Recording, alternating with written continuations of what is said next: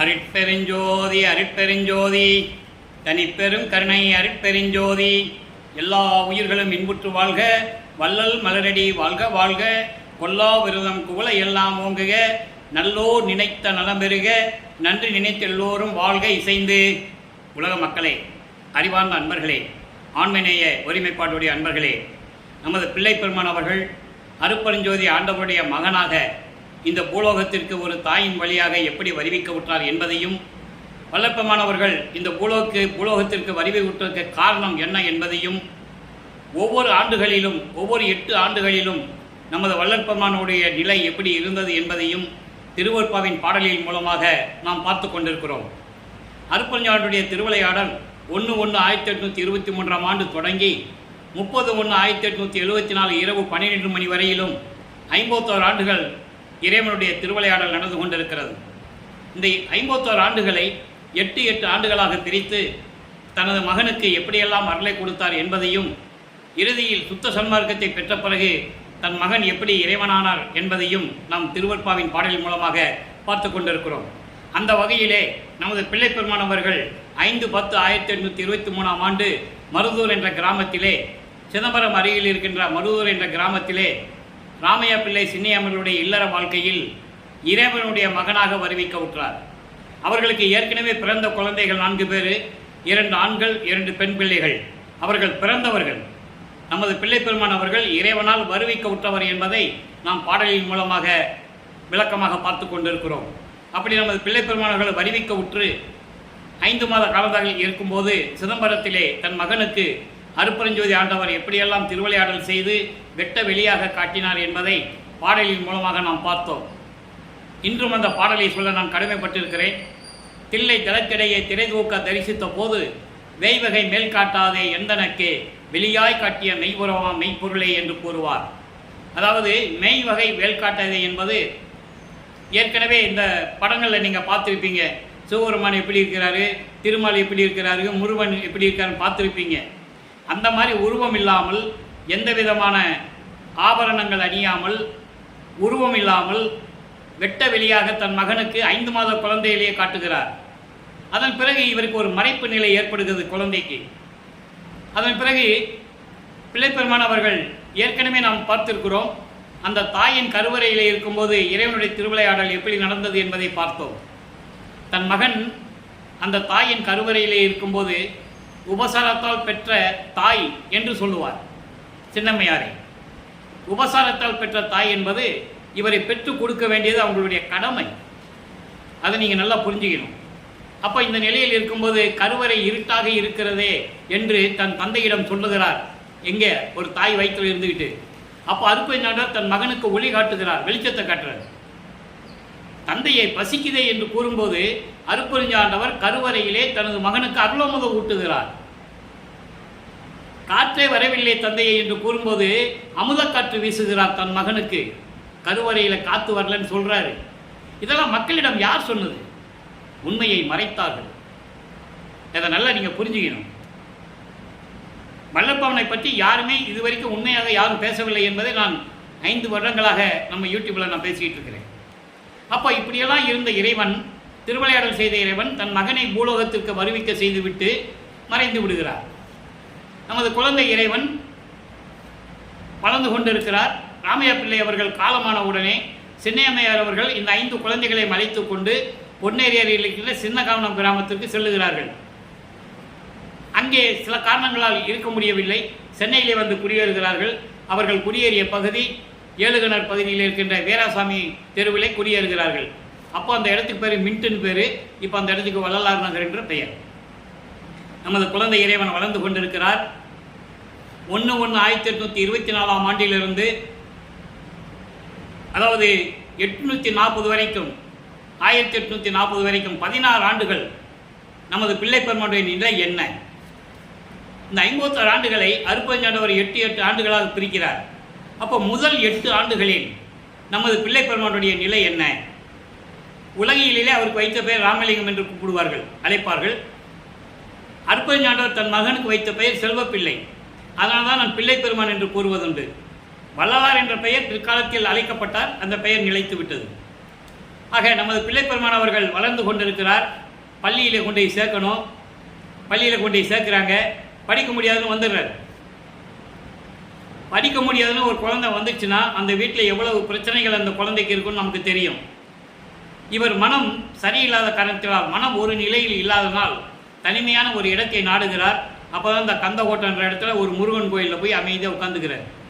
இது 8 ஆண்டுகள் வரைக்கும். முதல் 8 முடிஞ்சிருச்சு. 2வது 8 தொடங்குது. 9வது ஆண்டில் அருட்பெருஞ்சாண்டவர் தன் மகன் முன் எழுந்தருளி, மகன் முன் தோன்றி, மகனே, நீ என்னால் வருவிக்க உற்றவன், நீ என் மகன், என்னுடைய மூத்த மகன், நீ என்னுடைய குலத்தின் மகன், நீ உன்னை பூலோகத்துக்கு வருவிக்கிறதுக்கு சில காரணங்கள் இருக்கிறது. அந்த காரியங்கள் உன்னால் தான் நடக்கணும். அதுக்காக தான் நான் வருவிக்க செய்தேன். உனக்கு முன்பருவம் பின்பருவம் காட்டி அருள்வேன் என்று சொல்லி மறைந்து விடுகிறார். இப்போ நம்ம பிள்ளைப்பெருமானவர்களுக்கு இதுவரைக்கும் தான் யார் என்ற தெரியாத நிலையில் இருந்தபோது இப்போ இறைவனுடைய மகன் தெரிஞ்சு போச்சு. மற்ற நிலைகள் மறைப்பு நிலை ஏற்பட்டிருக்கு. மறைப்பு நிலை என்பது அவருக்கு அருட்பெருஞ்சாண்டவர் தான் கடவுள்னு தெரியாது. சுத்த சன்மார்க்கம் இருக்கிறது அவருக்கு தெரியாது. அப்போ சைவ சமயத்தில் நாடி இருந்ததனால் சைவ சமயத்தின் தலைவனாகிய சிவபெருமானை வழிபடுகிறார். காரணம், இந்த பிரபஞ்சம் தோன்றிய காலத்திலிருந்தே 4 யுகங்களிலுமே, கிரேத யுகம், திரேத யுகம், துவார யுகம், கலியுகம், இந்த 4 யுகங்களிலுமே தோன்றிய மதங்கள், சமயங்கள், மார்க்கங்கள் அழிந்து விட்டது, எரிந்து சாம்பலாகி விட்டது என்று கூறுவார் பிள்ளைப்பெருமானவர்கள். காரணம், ஒவ்வொரு யுகமும் அழியும் போது அந்த யுகத்தில் தோன்றிய மனிதர்களும் சரி, சமயங்கள், மதங்கள், மார்க்கங்கள் எல்லாம் அழிந்து விடும். இருக்கிற இடமே தெரியாது. உதாரணத்துக்கு கிரேத யுகத்திலே தோன்றிய கலங்க மார்க்கம், அந்த மார்க்கம் அழிஞ்சு போச்சு. திரேத யுகத்தில் தோன்றிய திராவக மார்க்கம் அழிஞ்சு போச்சு. தோபர யுகத்தில் தோன்றிய நவநீத மார்க்கம் அழிஞ்சு போச்சு. கலியுகத்தில் தோன்றிய பஸ்ம மார்க்கம் அழிஞ்சு போச்சு. அதன் பிறகு தசா மார்க்கம், சத்புத்திர மார்க்கம், சக மார்க்கம், வாதபுரான் மாணிக்கவாசகர் இருந்தது சமய மார்க்கம். இந்த மார்க்கங்கள் தோன்றின. ஆக அதற்கு பிறகு தோன்றிய சமயங்களும் மதங்களும் மார்க்கங்களும் மனிதர்களால் உருவாக்கப்பட்டது. நல்ல கவனிச்சுட்டே வரணும். இப்போ பிள்ளைப்பெருமான் அவர்கள் சமய நெறியை சார்ந்திருந்தனால் சிவபெருமானை தலைவனாக ஏற்றுக்கொண்டு சைவ சமயத்தின் அடையாளமாகிய திருநூரை பூசி கொண்டிருக்கிறார். ஏன் இதை திருநூரை பர்டிகுலராக நான் சொல்கிறேன்னா, பிற்காலத்தில் இது தேவையில்லைன்னு சொல்லுவார். அதை நீங்கள் நல்லா புரிஞ்சுக்கணும். சுத்த சன்மார்க்கத்திற்கு எந்த மத அடையாளம், மார்க்க அடையாளம் கிடையாது. இப்போ சிவபெருமானை வழிபட்டு கொண்டிருக்கிறார். இப்போ நம்ம பிள்ளைப்பெருமான் அவர்கள் 9வது ஆண்டிலிருந்து 12 ஆண்டுகளுக்குள் இருக்கிறார். அப்போ 1ஆம் திருமுறை உருவாகிறது. 8 பதியங்கள், 712 பாடல்கள். நம்ம ஏற்கனவே திருவருள் முறையீடு, வடிவடை மாணிக்க மாலை, அருட்பெருஞ்சாண்டவருடைய திருவிளையாடல் பதிவில் பண்ணிட்டோம். இன்னும் நிறைய பாடல்களுடைய விளக்கங்கள் தர வேண்டியிருக்கிறது. சிவநேசமன் என்ற பதியத்தில் இருக்கின்ற பாடல்களை பார்த்து கொண்டிருக்கிறோம். மொத்தம் 100 பாடல்கள். இதுவரை 95 பாடல்களை பார்த்திருக்கிறோம். இன்று 96வது பாடல். மக்களே, நன்றாக புரிஞ்சுக்கங்க. இப்போ வளர்ப்பமானவருக்கு அருட்பெருஞ்சாண்டவர் யாருன்னு தெரியாது, சுத்த சன்மார்க்கம் என்னன்னு தெரியாது. சிவபெருமான கடவுளாக நினைச்சிருக்காரு. ஏன்னா அந்த காலத்தில் சைவ சமயத்தில் இருக்கிறவங்க சிவபெருமானை தான் கும்பிடுவாங்க. அவனுக்கு பல பேர் இருக்கு. சிவபெருமான் சொல்லுவாங்க, நடராஜன் சொல்லுவாங்க, மதுரையில் சொக்கநாதன் சொல்லுவாங்க, திருவொற்றியில் தியாகராஜன் சொல்லுவாங்க, திருமலை வாயிலில் மாசிலாமணின்னு சொல்லுவாங்க. இப்படி நிறைய பெயர்கள் உண்டு. இதை ஏன் சொல்கிறேன்னா, அருட்பெருஞ்சாண்டவர் ஒரே கடவுள், அவருக்கு ஒரே பேர், சுத்த சன்மார்க்கத்தின் தலைவன். அதுக்கு சொல்கிறதுக்கு தான் இவ்வளவு விளக்கங்கள் பிள்ளைப்பெருமானவர்கள் சொல்லிக் கொண்டிருக்கிறார்கள். இந்த பாடலை பாருங்க. திண்ணம் சற்று ஈந்திட நின் சித்தம் இறங்காத வண்ணம் சற்றே தெரிய வந்தது கான், என் நெஞ்சில் இத்தனையும் என் வினைகள் நீங்கில் இருக்க அண்டம் எத்தனையும் போதாமை என்று. பாடல் உங்களுக்கு புரியாது. ஆனால் இறைவன் இந்த அடியேன், இந்த வள்ளலார் ஊழியனுக்கு அளித்த விளக்கம் மிகவும் எளிமையானது. நான் தமிழ் இலக்கணம் இலக்கியம் படித்தவன் அல்ல. இறைவன் அருளால், என் தந்தை வள்ளற்பமானுடைய அருளால் அவர் கொடுத்த விளக்கத்தை கொண்டு உங்களுக்கு விளக்கி கொண்டிருக்கிறேன். அதுதான் உண்மை, அதுதான் சத்தியம். இப்போ இந்த விளக்கத்தை பாருங்கள். சிவபெருமான்கிட்ட சொல்கிறாரு, 9வது ஆண்டிலிருந்து 12 ஆண்டுகளுக்குள் இருக்கிறாரு. சிவபெருமான்கிட்ட சொல்கிறார், அதாவது சிறிது அளவு கூட உன் உள்ளம் இறங்காது என்றும் அருளை சிறிது கூட கொடுக்க மனம் உனக்கு இல்லை என்றும் எனக்கு தெரியும். இப்பொழுதுதான் அதை நான் தெரிந்து கொண்டேன். எப்படி சொல்கிறார் பாருங்க. அதாவது என் மேலே உனக்கு இறக்கம் கிடையாது, உன் உள்ளமும் இறங்காது, அது எனக்கு தெரியும். ஆனால் இப்போ தான் முழுசாக நான் தெரிஞ்சுக்கிட்டேன். ஏன்னா இது வரைக்கும் நீங்கள் எனக்கு எந்த விதமான அருளையும் கொடுக்கல. இப்போதுதான் எனக்கு தெரிய வந்தது. என் மனதில் உள்ள அளவற்ற துன்பங்களையும் வினைகளையும் அத்தனையும் நீ விளக்க வேண்டும் என்றால் அண்டம் இருக்கிறதே, அண்டம் அந்த அளவு கூட போதாது. அவ்வளவு துயரங்களையும் துன்பங்களையும் நான் அனுபவித்துக் கொண்டிருக்கிறேன். என்னை பூலோகத்துக்கு வருவிக்க செய்துவிட்டு உனது மகன் என்று வேறு சொல்லிவிட்டு நீ என்னிடம் வரமாட்டான் என்று அடம் பிடிக்கிறாய். எதற்காக? விரைவில் வந்து எனக்கு அருள வேண்டும் என்று இந்த பாடலை கூறுகிறார். இதோட அவர் நிற்கல. 13வது ஆண்டு அப்போதான் அவருக்கு திருவொற்றியூருக்கு போகணும்னு எண்ணம் தோன்றுகிறது. அதாவது மனம் தூண்டி விடுகிறது. மனம் தூண்டி விடுகிறது என்று சொல்வதை விட அருட்பெருஞ்சாண்டவர் அங்கே திருவிளையாடல் செய்கிறாரு, மனதை தூண்டுறாரு. என் மகனை திருவொற்றியூர் கூப்பிட்டு போ, அவன் சிவபெருமானை கும்பிடணும், கூப்பிட்டு போ அப்படின்னு சொல்லி மனதை தூண்டி விடுகிறார். நமது குழந்தை இறைவன் கால் வலிக்க ஏழுகணர் பகுதியிலிருந்து திருவொற்றியூருக்கு நடந்தே செல்லுகிறார். கால் வலிக்க நடந்து செல்லுகிறார். அங்கே தியாகராஜ பெருமானை பற்றி பாடுகிறார். இறைவனிடம் இந்த ஞானத்தை பெற்ற பிறகு பாடல்கள் பாடுகின்ற சக்தியை பெற்றுக் கொள்ளுகிறார். மன உருகி உருகி பாடுவார். ஒரு பிரயோஜனம் கிடையாது. அதுக்கப்புறம் ஒருவேளை திருமலை வயலுக்கு போனால் அருளை வாங்கிடலாமான்னு சொல்லி திருமலை வயலுக்கு நடந்தே போவார். அங்கேயும் எந்த விதமான பலனும் இல்லை. மாசிலாமணி மாசிலாமணி மனம் உருகி பாடுவார். எந்த விதமான பலனும் இல்லை. அதன் பிறகு திருவெல்லியத்தாயம் வருவார். வில்லிவாக்கத்திலிருந்து ஒரு 15 கிலோமீட்டர் இருக்காது. அங்கே ஒரு சிவன் கோயில் இருக்கு. அங்கே பூலோகத்தில் ஒரு திருவிளையாடல் நடந்திருக்கு. அதனால் அந்த சிவன் கோயிலுக்கு போகிறாரு. அங்கே போனால் அங்கே சிவபெருமான் கந்த துணியை கட்டிகிட்டு இருப்பார். யாரை ஏமாத்துறதுக்கு கந்த துணியை கட்டிகிட்டு இருக்க? எனக்கு ஒரு கந்த துணியை கொடு, நானும் கட்டிட்டு நிற்கிறேன். பெற்ற பிள்ளையை தெருவில் விட்டு விட்டானே என்று உன்னை இந்த உலகம் பழிக்குமே, இழிவாக பேசுமே, அதுக்கு தான் நான் பயப்படுகிறேன். விரைவில் வந்து எனக்கு அருள வேண்டும் என்று சொல்லியெல்லாம் பாடுவார். எந்த விதமான பலனும் இல்லை. அதன் பிறகு திருமுல்லை வாயிலுக்கும் திருவில்லிய தாயத்துக்கும் இனிமே வரமாட்டேன்னு சொல்லிட்டு வந்துடுவார். சாமி, ஐயா, அப்பா, என்னால் நடக்க முடியாதுப்பா, காலெல்லாம் வலிக்குது, என்னால் நடக்க முடியாது, நான் இங்கெல்லாம் வரமாட்டேன்னு சொல்லிட்டு வந்துடுறாரு. இப்போது நிரந்தரமாக திருவொற்றியூருக்கு சென்று கொண்டிருக்கிறார். இப்போது நமது பிள்ளை பெருமான் அவர்களுக்கு 16 ஆண்டுகள். நல்லா புரிஞ்சுக்கணும். 16 ஆண்டுகள் 2ஆம் திருமுறை உருவாகிறது. அப்போது 113 பதியங்கள், 1207 பாடல்கள். இதுவரை நம்ம 39 பதியத்தை பார்த்துருக்கோம். இன்றைக்கி 40வது பதியத்தில் 3வது பாடல். நல்லா கவனிக்கணும். அதாவது இவர் சிவபெருமானை கும்பிடுற வரைக்கும் அவர் சொன்ன விளக்கங்கள் என்ன? சுத்த சன்மார்க்கத்தை பெற்ற பிறகு இதே பதிகம் 40ல் 6ஆம் திருமுறையில் என்ன சொல்கிறார்? அதை தான் நம்ம விளக்கி சொல்ல வேண்டிய கடமை இருக்கிறது. நல்லா பாருங்க. அதாவது அடிமை திறத்து அலைசல்னு அந்த பதிகம் பேர்.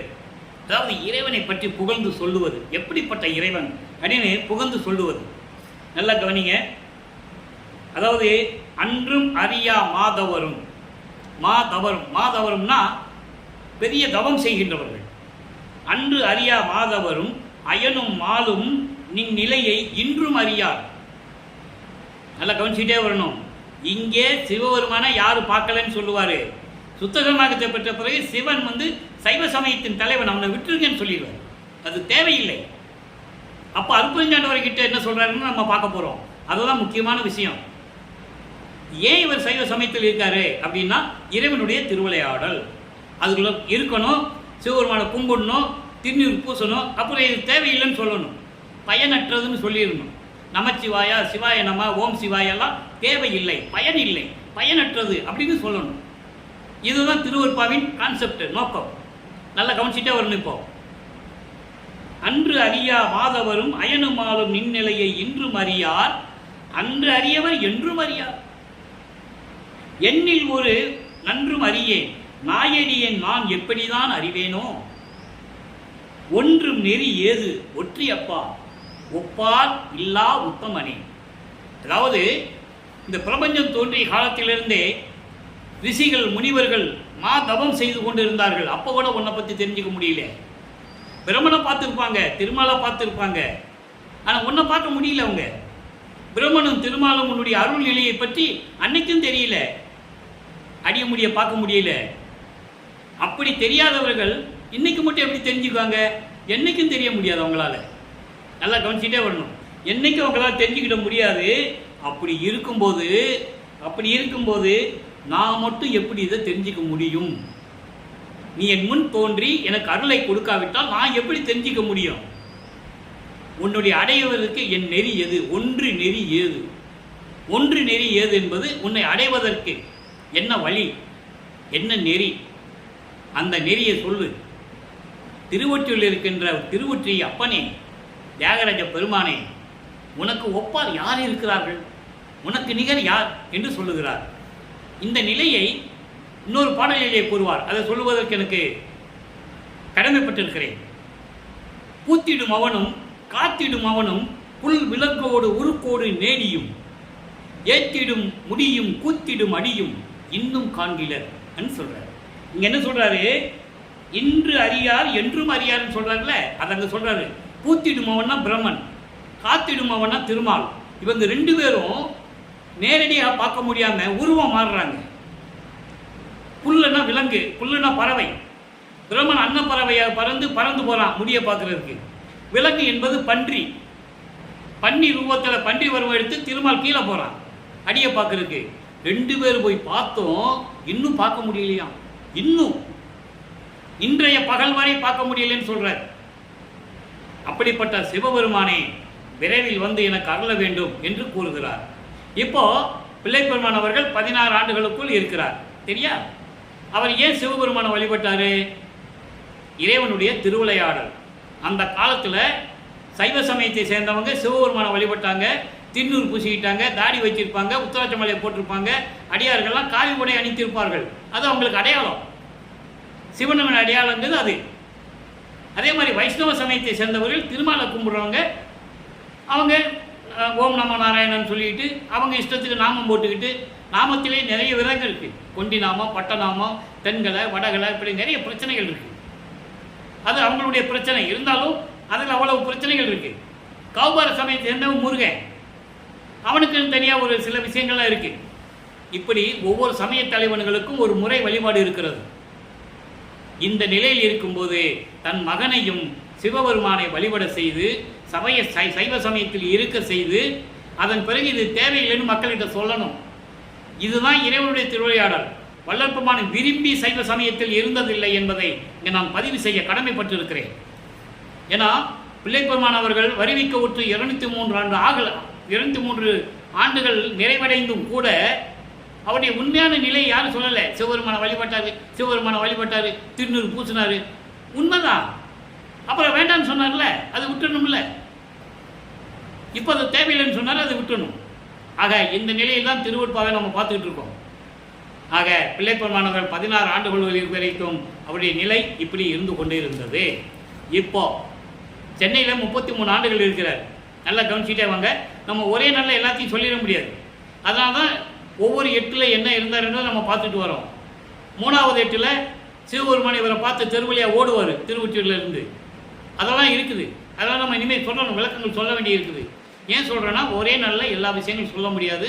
16 ஆண்டுகளுக்குள் எப்படி இருந்தார், பிள்ளைப்பெருமானுடைய நிலை என்ன என்பதை பார்த்து விட்டோம். 33 ஆண்டுகள் கழித்து சுத்த சன்மார்க்கத்தை வாங்குவதற்கு அங்கே சுத்த சிவஞான வெளிக்கு பறந்து போகிறார். அண்டங்களை கடந்து வெளிகளை கடந்து அங்கே சுத்த சிவஞான வெளியில் சத்தியஞான சபை இருக்குது. வள்ளற்பெருமான் அவர்கள் திருவொற்பாவில் கூறிய சத்தியஞான சபை என்பது அங்கே இருக்கிற சத்தியஞான சபை. இங்கே வந்து வடலூரிலே சத்தியஞான சபை நிறுவியது மக்களுக்காக, உலக மக்களுக்கு எதிர்காலத்தில். ஏன்னா அவங்க போக முடியாது அந்த சத்தியஞான சபைக்கு. அதே போல் அந்த சத்தியஞான சபையை இங்கே நிறுவினார் பிள்ளைப்பெருமான் அவர்கள் என்பதை இங்கே நான் குறிப்பிட கடமைப்பட்டிருக்கிறேன். இப்போ சுத்த சன்மார்க்கத்தை வாங்கின பிறகு பிள்ளைப்பெருமானுடைய நிலை என்ன? இறைவன் யார்? அந்த இறைவன் எப்படிப்பட்டவன்? எப்படி மகனை தேடி விண்ணுலகத்திலிருந்து பூலோகத்திற்கு வந்து மகனுக்கு அருளை கொடுக்கிறார்? இப்போ நம்ம பார்க்க போகிறோம். 6ஆம் திருமுறை பதிக 40 கண்கொள்ளா காட்சி. பதிகத்து பேரே பாருங்க, கண்கொள்ளா காட்சி. அவர் சைவ சமயத்தில் இருக்கிற வரைக்கும் எந்த விதமான பலனும் இல்லை. சாதாரணமாக தெரிந்து கொண்டிருக்கிறார் பாடலை பாடிக்கொண்டு. சுத்த சன்மார்க்கத்தை பெற்ற பிறகுதான் எல்லா பலனும் அவருக்கு கிடைக்குது. அதனால தான் மக்கள்கிட்ட சொல்கிறாரு, எனக்கு கிடைச்ச மாதிரி நீங்களும் வாங்கிக்கணும், நீங்கள் சுத்த சன்மார்க்கத்துக்கு வாங்கன்னு சொல்கிறாரு. நல்லா புரிஞ்சுக்கணும் நீங்கள். இப்போ பாருங்கள், இறைவன் யார்? அருட்பெருஞ்சாண்டவர் எப்படிப்பட்டவர்? எப்படி மகன்கிட்ட அருள் கொடுக்கறதுக்கு விண்ணுலகத்துலேருந்து பூலோகத்துக்கு வராரு? இதெல்லாம் சொல்லணும். அருட்பாலை இருக்கு, சொன்னாதான் வளர்ப்பமான் இறைவனுடைய மகன் மக்களுக்கு தெரியும். அவர் எப்படி சொன்னாங்க? துறவின்னு சொன்னாங்க, பாடலாசிரியன்னு சொன்னாங்க, சாமியார்னு சொன்னாங்க. அப்படியா சொல்கிறது இறைவனுடைய மகனை? அப்படியெல்லாம் சொல்லக்கூடாது. மக்களுக்கு தெரியாது, விளக்கம் தெரியாது. விளக்கம் சொன்னவங்களும் சரியாக சொல்லலை. அதான் விஷயம். இப்போ பாருங்கள் எப்படி சொல்கிற பாருங்க. நட்டானை, நட்ட என்னை நயந்து கொண்டே எம் மகன் நீ. அருட்பெருஞ்சாண்டவர் சொல்கிறாரு. அப்படின்னா இவர் யார்? வளர்ப்பமான் அவருடைய மகன். நம் மகன் நீ அஞ்சலென நவின்று என் சென்னி தொட்டானை. சென்னின தலை உச்சி. நான் விளக்க சொல்கிறேன், முதல்ல பாடலை சொல்லிடுறேன். 8 சொல்லினானை துன்பலாம் தொலைத்தானை சோர்ந்து தூங்க ஒட்டானை. அண்டர்லைன் அந்த வார்த்தை, சோர்ந்து தூங்க ஒட்டானை. அதை நல்லா கவனிக்கணும். அந்த வார்த்தைக்கு நிறைய விளக்கங்கள் இருக்கு, நான் சொல்கிறேன். மெய் அறிவே உருவாய் என்னுள் உற்றானை உணர்ந்தார்க்கு உணர்ந்து கொள்ள எட்டானை என்னளவில் எட்டினானை எம்மானை கண்டு கழித்திருக்கின்றேனே. அவங்க அப்பாவை பார்த்துட்டாராம், அதை சொல்றாரு. நட்டானை, நட்டானை என்பது என் நட்புக்கும் என் அன்புக்கும் உரிய இறைவன் அருட்பெருஞ்சோதி ஆண்டவர். அதுக்கப்புறம் நட்ட என்னை நயந்து கொண்டே, அதாவது அன்போடு என்னை விரும்பி அணைத்து கொண்டு என் மகன் அல்லவா நீ. எப்படி? என் மகன் அல்லவா நீ, அஞ்சாதை மகனே என்று சொல்லி என் உச்சி தலைமேல் வைத்து எனக்கு ஆசீர்வாதம் செய்த இறைவனை. எப்படி சொல்ற பாருங்க. என் உச்சி தொட்டானை, மகனே பயப்படாதே, நீ என் மகன் என்று சொல்லி என் உச்சந்தலிலே கை வச்சு எனக்கு ஆசீர்வாதம் செய்த இறைவனை 8 சொல்லினானை. 8 என்பது அகரம் உகரம். அகரம் என்பது ஆன்மா, உகரம் என்பது ஜீவன். இந்த ஆன்மாவும் ஜீவனும் சேர்ந்ததான் யகரம். அது 10ன்னு சொல்லுவார். 8 சேர்த்தினால் 10, அகரம் உகரம் சேர்ந்தால் யகரம், ஆன்மாவும் ஜீவனும் சேர்ந்தால் உடல். இந்த உடல் அப்படின்னு சொல்லுவார். ஆக அகரம் உகரம் என்பது ஆன்மாவும் ஜீவனும் என்ன என்ற விளக்கத்தை எனக்கு சொல்லி கொடுத்தவனை. ஆன்மானா என்ன, ஜீவன்னா என்ன, அது அந்த விளக்கங்களை நான் ஏற்கனவே யூடியூப்ல சொல்லியிருக்கேன். இப்போ அவ்வளவு விளக்கம் சொல்ல முடியாது, எனக்கு நேரம் இல்லை. அந்த விளக்கங்களை சொல்லி கொடுத்தவனை துன்பெல்லாம் கொலைத்தவனை. அவருக்கு என்ன துன்பம் வந்தது? இறைவன் மகனுக்கு என்ன துன்பம்? துன்பம் என்பது அவருடைய துன்பம் துயரங்கள் அல்ல, சமயங்களையும் மதங்களையும் மார்க்கங்களையும் தொலைத்தவனை. மகனே, அதெல்லாம் உனக்கு தேவையில்லை, விட்டுவிடு, அதெல்லாம் அழிந்து போனவை, அது தேவையில்லை உனக்கு என்று சொல்லி எனக்கு விளக்கம் கொடுத்தவனை. அதுக்கப்புறம் சொன்ன சோர்ந்து தூங்க ஒட்டானை. நான் அண்டர்லைன் சொன்னேன்ல, முக்கியமான வார்த்தை இது. இறைவனுடைய மகனுக்கு தூக்கம் இருக்கக்கூடாது, இறைவனுக்கும் தூக்கம் இருக்கக்கூடாது, அறிந்துயில் தான் இருக்கணும். தன் மகனை கருவறையிலிருந்து 51 ஆண்டுகள் இறைவன் தன் மகனை தூங்க விடவில்லை. உலகையில சொல்லுவாங்க, இங்க படுத்து தூங்குனாரு, அங்க படுத்து தூங்குனாரு, வாழையில போட்டு சாப்பிட்டாரு, கொண்டாரு, அதெல்லாம் கிடையாது. அதெல்லாம் இறைவனுடைய திருவிளையாடு. சாப்பிட்ற மாதிரி தெரியும், உணவு உள்ள போகாது. அதை பாடல்ல சொல்றாரு, விளக்கம் இருக்கு. யாரும் இந்த விளக்கத்தை மறுக்க முடியாது. யாருக்கா சந்தேகம் தான் கேளுங்க, நான் சொல்றேன். நான் முன்பு உண்ட உணவெல்லாம் அமுதமாயிற்றுன்னு சொல்லுவாரு. அப்போ இறைவனுடைய திருவிளையாடலால அந்த உணவெல்லாம் அமுதமாயிடுச்சு. அவர் தூங்கல, அதான் சொல்றாரு, சோர்ந்து தூங்க ஒட்டானை. இறைவனுக்கு எது தூக்கம்? தன் மகனை தூங்க விடாம வச்சிருந்திருக்காரு 51 வருஷம். நல்லா புரிஞ்சுக்கணும் நீங்க. தூங்க ஒட்டானை மெய் அறிவை உருவாய். மெய் அறிவை என்பது மெஞ்ஞான அறிவு, உருவாய் என்பது அருட்பெருஞ்சோதி ஆண்டவருடைய உருவாக, அருட்பெருஞ்சோதி ஒளியின் உருவாக என்னுள் உற்றானை, என் உள்ளத்தில் கலந்து கொண்டவனை. இந்த பிரபஞ்சம் தோன்றிய காலத்திலிருந்து எத்தனையோ கோடியான ரிஷிகளும் முனிவர்களும் தோன்றினார்கள். இறைவன் என் உள்ளத்தில் கலந்து கொண்டான், என்னோடு இருக்கிறான் என்று யாரும் சொன்னதில்லை. நீங்கள் புராணங்கள், காவியங்கள் எது வேணா எடுத்து பார்த்துக்கங்க. வந்தார், அருளை கொடுத்தாரு, தவம் இருந்தேன், அருளை கொடுத்தாரு, நான் அருளை பெற்றுக்கிட்டேன், வரத்தை பெற்றுக்கிட்டேன், இப்படி தான் சொல்லியிருக்காங்க. இறைவனோட கலந்தவன் யார்? யாருமே கிடையாது. அப்படி என்னில் உற்றானை, என் உள்ளத்தில் உணர்ந்தவனை, கலந்தவனை, உணர்ந்தார்க்கு உணர்ந்து கொள்ள எட்டானை. இந்த வரிக்கு என்ன அர்த்தம் தெரியுமா? அருட்பெருஞ்சாண்டவர் தெரியுது இல்லை, உணர்ந்துட்டாங்கல்ல, அவங்களுக்குள்ள ஏன் இறைவன் போகலை அப்படின்னா அவங்க சமயங்களையும் மதங்களையும் மார்க்கங்களையும் சார்ந்து இருந்தவர்கள். உணர்ந்துட்டாங்க. அருட்பெருஞ்சாண்டவர் இறைவன் தெரிஞ்சா கூட அவங்களுக்கு ஒரு தென்பட மாட்டார். காரணம், முழுசாக நம்பவில்லை. இங்கே அருட்பெருஞ்சு சொல்லுவாங்க, அங்கே போய் முருகன் கோயில் போயிட்டு வருவாங்க, இல்லை சிதம்பரத்துக்கு நான் போயிட்டு வந்தேன் பெருமையாக பேசிக்குவாங்க. அது வேறு, அது சமயங்களை சார்ந்தவர்கள், அது அவங்களுடைய சுதந்திரம், நம்ம போக முடியாது சொல்ல முடியாது. ஆனால் அருட்பெருஞ்சோதி ஆண்டவரை உணர்ந்து விட்டால், அருட்பெருஞ்சோதி என்று சொல்லிவிட்டால் நீ வடலூருக்கு தான் வரணும். கொலையும் புலையும் தவிர்த்திருக்க வேண்டும். உயிர் இரக்கம், உயிர் நேயம் இருக்க வேண்டும். ஜீவகாரணி ஒழுக்கம் மனதில் இருக்க வேண்டும். அவனுக்கு தான் இறைவன் கிடைப்பான். பாட்டில் சொல்றாரு, கொல்லா விரதம் தன்னை கொண்டார் தம்மை தல்லானை, கொலையும் புலையும் தல்லாரை தழுவானை. கொல்லா விரதம் தன்னை கொல்லாரை காணில் ஒரு புல் என எண்ணி புறம்பொழிகன்னு சொல்றாரு. இந்த மாமிசம் சாப்பிட்றவன் உயிர்களை கொலை செய்யறத பார்த்தா ஒரு பூச்சி மாதிரி நினைச்சு அவனை விட்டு விலகி போயிடுன்ற. அதான் இங்க சொல்றாரு, உணர்ந்தாருக்கும் உணர்ந்து கொள்ள எட்டானை. இறைவனும் தெரியும், அருட்பெருஞ்சாண்டவர் இருக்காருன்னு தெரியும், பிறகு ஏன் இறைவனை அடைய முடியல, இறைவனுடைய அருளை பெற முடியல அப்படின்னா அவங்கள் உறுதியாக சுத்த சன்மார்க்கத்தில் இல்லை. சொல்லிட்டு சொல்றாரு பாருங்க, என் அளவில் எட்டினானே, என் அளவில் எட்டினானே. அப்படின்னு என்ன அர்த்தம்?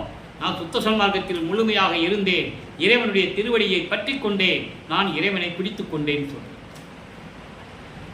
இருந்து நம்ம புரிஞ்சுக்க வேண்டிய மைய கருத்து என்னன்னா, அருட்பெருஞ்சோதி ஆண்டவரை வணங்க வேண்டும், சுத்த சன்மார்க்கத்தில் இருக்க வேண்டும், கொலையும் புலையும் தவிர்த்திருக்க வேண்டும், உருவ வழிபாடு இருக்கக்கூடாது, தீப வழிபாடு, ஒளி வழிபாடு தான் செய்ய வேண்டும், மகாமந்திரம் சொல்ல வேண்டும். அருட்பெருஞ்சோதி அருட்பெருஞ்சோதி தனிப்பெருங்கருணை அருட்பெருஞ்சு மகாமந்திரத்தை சொல்லிட்டா இறைவனை பிடிச்சிடலாம். மறுபிறவி இல்லை, மரணமில்லா பெருவாழ்வு. அதை தான் சொல்றாரு, வாங்க வாங்க வாங்கன்னு கூப்பிடுறாரு. உலகில் மரணமில்லா பெருவாழ்வில் வாழ்ந்திடலாம் கண்டே.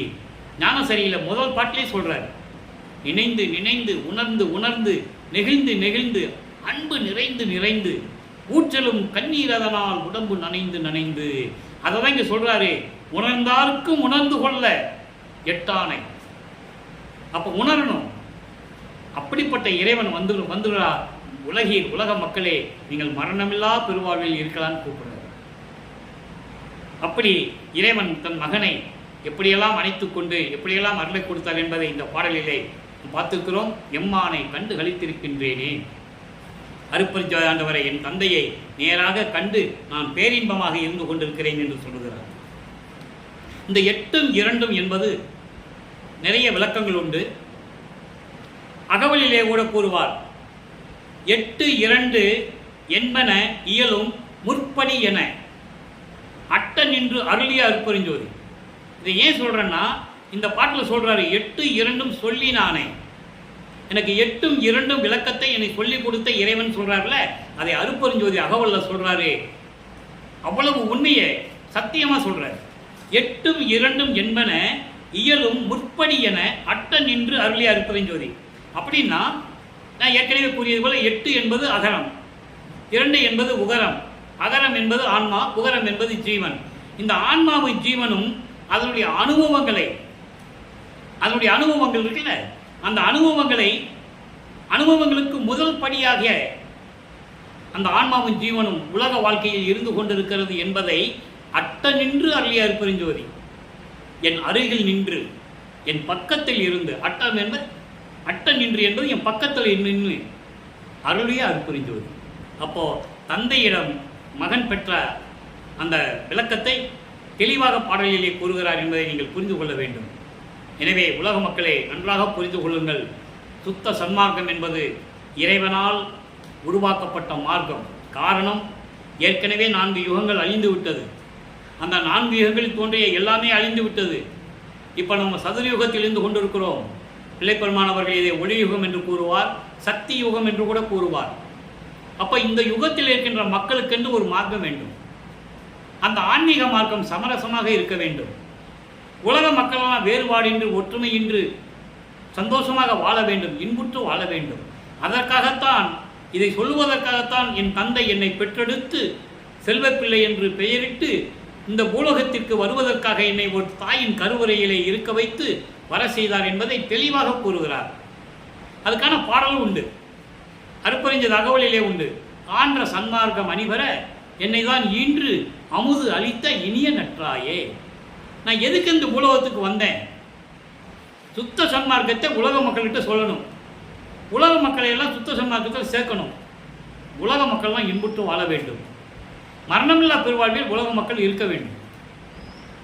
அழகாக சொல்ற, அகத்தை கருத்து புறத்தை வெளுத்திருந்த உலக அனைவரையும் சகத்தை திருத்தி சன்மார்க்கத்தை அடைவித்திட அவரும் இகத்தை பரத்தை பெற்று மகிழ்ந்திடுவதற்கென்றே என்னை உகத்தே இறைவன் வருவிக்க விட்டேன், அருளை பெற்றேனே. இதைவிட விளக்கம் எதுவும் தேவையில்லை. சமயங்களிலும் மதங்களிலும் மார்க்கங்களிலும் காலகாலமாக இருந்து கொண்டு உள்ளத்திலே ஒன்று வைத்துக் கொண்டு வெளியே நடமாடிக்கொண்டிருக்கின்ற மக்கள் எல்லாம் துன்பப்பட்டு கொண்டிருக்கிறார்கள். அவர்களையெல்லாம் ஒன்றாக திரட்டி சுத்த சன்மார்க்கத்துடைய விளக்கத்தை சொல்லி அவங்கெல்லாம் இந்த உலகத்திலே வாழும்போது எல்லா இன்பங்களையும் பெற வேண்டும் என்பதற்காகவே இறைவன் என்னை கலியுகத்தில் வருவிக்க செய்தார். கலியுகம் வல்லப்பமானவர்கள் வருவிக்க விட்டபோது கலியுகம் நடக்கிறது. கலியுகம் 1900 ஆண்டிலே முடிவடைகிறது. நல்லா புரிஞ்சுக்கணும், நீங்கள் தெளிவாக சொல்கிறாரு. 1900 ஆண்டில் கலியுகம் முடிஞ்சு போச்சு. அப்போ சுத்த சன்மார்க்க காலம் தொடங்கிடுச்சு. சுத்த சன்மார்க்க காலத்தில் நம்ம இருந்துக்கிட்டு இருக்கோம், ஒளியுகத்தில் இருந்துக்கிட்டு இருக்கோம். சுத்த சன்மார்க்கத்தை நம்ம பின்பற்ற வேண்டும். சுத்த சன்மார்க்கம் என்பது இறைவன் கொடுத்த மார்க்கம். அந்த மார்க்கத்தை நம்ம பின்பற்றினால் நமக்கு மரணமில்லா பெருவாழ்வு உண்டு. இறைவனுடைய அருளையும் செல்வங்களையெல்லாம் பெற்றுக்கொண்டு இந்த வையகத்தில் நாம் வாழ்வாங்கு வாழலாம். எனவே உலக மக்களே, நீங்கள்லாம் சுத்த சன்மார்க்கத்தில் இணைந்து தீபத்தை வழிபட்டு அருப்பெருஞ்சோதி அருப்பெருஞ்சோதி என்ற மகாமந்திரம் கூறி கொலையும் புலையும் தவிர்த்து சைவ நெறியில் இருந்து கொண்டு இறைவனை வணங்கி இறைவனுடைய அருளையும் செல்வங்களையெல்லாம் பெற்று நீங்கள் வாழ்வாங்கு வாழ வேண்டும், மரணமில்லா பெருவாழ்வில் நீங்கள் இருக்க வேண்டும் என்று இறைவனுடைய தயவோடையும் கருணையோடையும் இறைவனுடைய என் தந்தை வல்லற்பமணியை ஆசி பெற்றவன் என்ற முறையில் இந்த வள்ளலார் ஊழியன் உங்களை வாழ்த்து வணங்கி விடைபெறுகிறேன். நன்றி, வணக்கம். அருட்பெருஞ்சோதி அருட்பெருஞ்சோதி தனிப்பெருங்கருணை அருட்பெருஞ்சோதி. தினமும் இறைவனுடைய நிகழ்ச்சிகள் வரும், கேட்டு மகிழ்ந்து இறைவனர்களை பெற்றுக்கொள்வோம்.